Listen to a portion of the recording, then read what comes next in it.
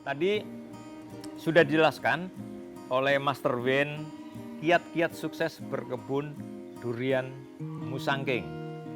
Nah, pertanyaannya kalau udah sukses atau kita untuk mencapai sukses atau ingin sukses atau enggak, kemudian orang mau investasi, berapa sih sebetulnya biayanya nanam mulai bibit sampai dengan panen? Kemudian berapa sih penjualannya dan berapa keuntungannya? Dan biayanya nutup atau enggak? Betul. Penting itu, Pak.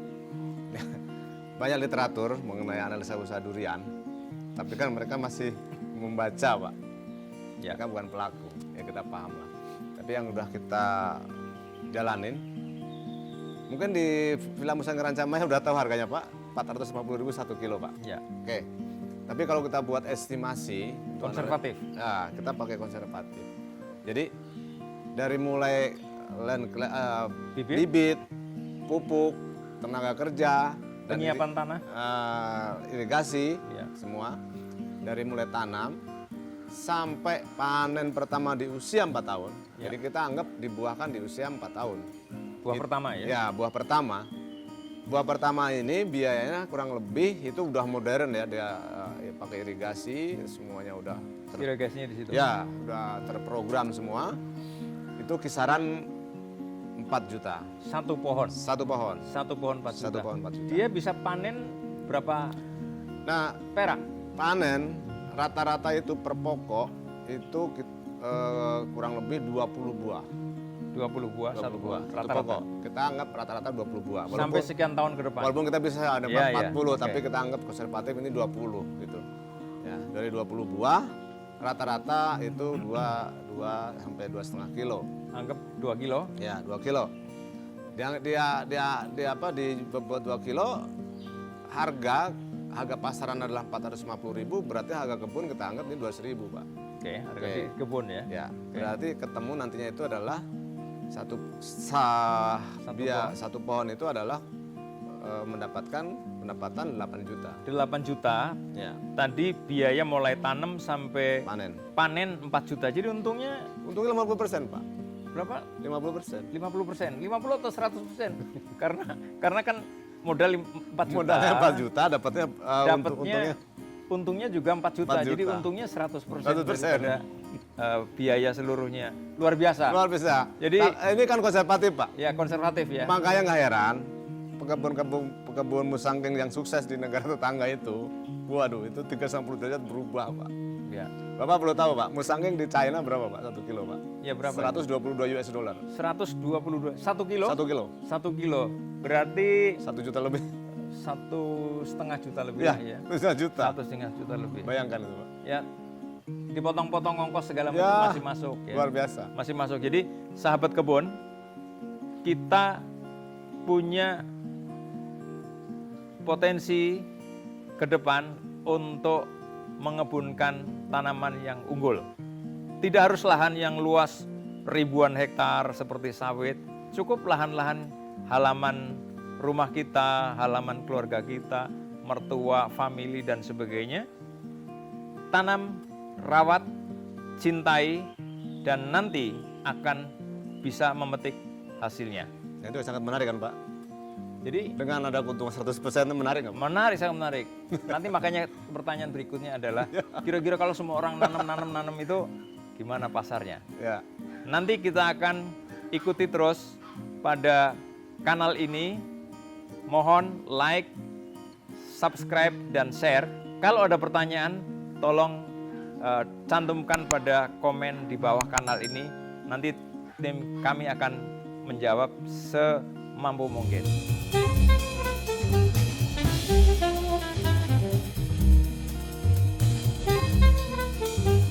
Sahabat kebun, tadi kita sudah ikuti perbincangan kita mengenai durian Musangking yang sekarang ini marak di Indonesia.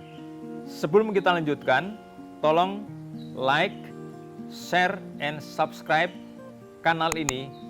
Ayo panen. Nah, Master Win, Siap. tadi kan sudah dibahas ya kiat-kiat durian. Tapi coba sedikit bisa ditambahkan nggak? Karena banyak yang nanam kemudian baru berbunga atau berbuah gugur, ya, atau nanam kemudian rasanya berubah. Ini banyak ditemui oleh kalangan pembudidaya durian, termasuk juga yang nanam durian musangking. Kira-kira apa yang perlu diingatkan kepada sahabat-sahabat kita untuk bisa sukses seperti di kebun Villa Musangking ini? Baik, itu memang masalah klasik, kerontokan, pentil, bunga, buah, ya kan Pak, rasa, mengkel dan lain sebagainya. Itu masalah klasik. Kunci sukses di Rancamaya itu adalah awal kita mulai membangun ini penanaman itu adalah dengan menyehatkan tanah, Pak. Jadi tanah itu kita buat sehat. Terus bagaimana tanah itu sehat kan begitu, Pak? Nah, tanah sehat itu adalah tanah yang banyak mengandung mikroorganisme sehingga humus tanahnya juga bagus. Satu. Yang kedua, memang secara nggak sadar nggak langsung kita juga melakukan sterilisasi tanah. Jadi supaya jangan sampai ada patogen-patogen sehingga nanti akar menjadi busuk. Nah, kalau udah tanah sehat, akarnya sehat, otomatis tanaman pun sehat, Pak. Nah, rata-rata masalah klasik kerontokan dan rasa itu secara umum kan itu kalau di Bogor, Jawa Barat terutama, itu ada buah saat musim hujan. Jadi saat musim hujan terjadi leaching atau penyucian unsur hara. Nah, ini pengetahuan mengenai bagaimana nih tanah bisa mengikat unsur hara ini masih jarang. Jadi kita lakukan juga ke saat musim hujan sekarang kita tadi kemarin kita coba yang saat musim hujan masih ada rasa kan begitu Pak ya. Ya. Tidak ada mengkel, tidak dingin gitu kan. Karena kita mengupayakan bagaimana supaya dapat unsur hara itu terikat. Nah, jadi tetap misalkan musim hujan dulu orang kan punya pikiran sampai sekarang juga musim hujan itu durian hambar, ya, rasa tidak ada. Kemudian ada sebagian mengkel, sebagian ya. Apa karena ini airnya banyak gitu loh? Ya, air banyak terjadi pencucian hara, kalsium, kalium semua tercuci, yang terjadi dia comeback ke vegetatif, ya rasa dingin dan kerontokan terjadi. Makanya itu faktor pertama adalah kesehatan tanah saat musim hujan kita tetap jaga, kita berikan terus asam amino. Terus yang kedua adalah pupuk. Kalau sudah berikan asam amino, mikroba itu aktif, pupuk apa yang dibutuhkan saat pentil, saat buah atau saat pengisian buah itu harus kita kasih. Oke, sahabat kebun, ini penting sekali, tetapi tidak gampang untuk dipraktekkan di lapangan. Yang ingin dari Mas Win itu adalah apakah mungkin nanti kalau ada teman-teman yang ingin belajar, ingin mengetahui lebih banyak, itu bisa nggak? Bagaimana caranya supaya mengadopsi protokol berkebun di Rancamaya Ya, ini? istilah protokol emang lagi ngetren, kalau saya sih bilang program Pak ya. Oke, Jadi saya sudah punya satu kiat program tabel program. Ya. Tabel program ini kita buat berdasarkan pengalaman kita melakukan berkebun durian Musangking Rancamaya ini. Nah, ini sudah jadi. Bila mana nanti dari rekan-rekan Ayo Panen ini ya. mau mendapatkan bisa nanti hubungi. Ya, jadi nanti boleh daftar lewat kanal kita Ayo Panen dan nanti akan dijawab oleh tim. Kemudian bila memang banyak peminat bisa dibikin kayak semacam kursus diklat berapa hari ya? Kita buat diklat kilat kita adakan 2 hari. Baik private maupun umum, nanti mungkin di organizer oleh tim gitu. Jadi kita satu tabel kita terangkan secara ringkas, mudah dan mudah dicerna lah itu. Kalau kita baca buku tebal harus pusing. Harus praktek ya. Praktek. Harus jadi praktek. ada tabel kita praktek. Nggak bisa kita hanya belajar dari yang bukan praktisi kebun ya. Betul. Jadi harus praktek di kebun yang memang sudah sukses. Nah sekarang, kalau makin banyak orang yang belajar, makin banyak orang yang tahu, kemudian makin banyak orang nanam, ya di seluruh Indonesia, Sumatera, Kalimantan, Sulawesi, Jawa, Bali, sampai kemana-mana, nanti pasarnya gimana, Bang? Jenuh apa enggak nih? Ya, kembali lagi, Sebetulnya prospeknya ke depan. banyak orang menanam, tapi kembali ke niat dia mencintai apa enggak, Pak? Satu. Yang kedua, pengetahuan dia, pengetahuan orang yang menanam ini, sampai dia bisa membuahkan itu juga masih terbatas.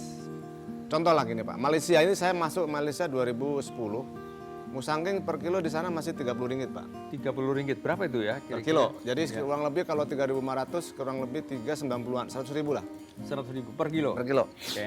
Masuk lagi kita Malaysia 2017-18 sudah mencapai 70-100 ringgit Pak. Jadi makin tahun ini dia harga makin naik, ya kan? Memang pasar harga tertinggi China, memang dia kirim dia ekspor ke China. Tapi sebenarnya pasar durian terbesar adalah Indonesia. Oh ya? Pasar durian terbesar Indonesia, tetapi untuk pasar harga terbaik adalah China. Untuk Musangking. atau duren Musangking. yang lain-lain? Kalau durian lain-lain kita nggak hitung lah, karena yang masuk industri buah itu kan yang brand ya, Musang.